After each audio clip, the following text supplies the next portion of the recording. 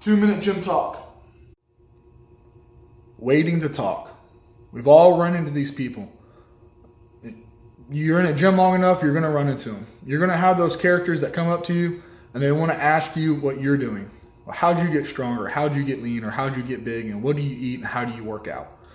Then you have the other class that wants to tell you what they're doing, what they're eating, what they're training, everything about what revolves around them, and they ask you what do you think about it and how you would change their routine if you would change anything at all, which is fine. It's common and it's natural for people to do that. Especially if you have something that they want. Maybe you have the size arms or chest or the strength that they want. It's common. There's nothing wrong with that. It's gone on since the beginning of weightlifting, I think.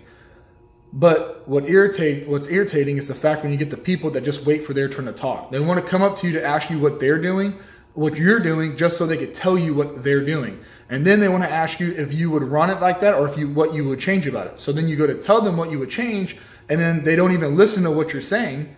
All they're doing is just waiting for their turn to speak. That's it. They're just waiting for their turn to talk. They have no interest of what you would change or what you would do differently because they believe that what they're doing is correct. They just want a recognition for what they're doing. And they wanted a pat on the back to say, yeah, look at me and look at what I'm doing. What I'm doing is right. What I'm doing. They just want that verification what they're doing is correct. And even if you don't give them that verification, they don't care. They're going to continue to do what they're doing.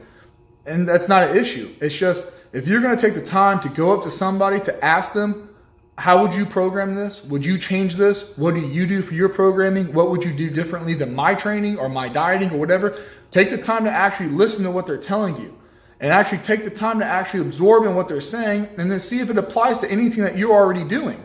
So you don't have to change everything you're doing, but maybe there's a few little nuggets in there that you could take and apply to yourself in your own training without just ignoring everything this guy had to say.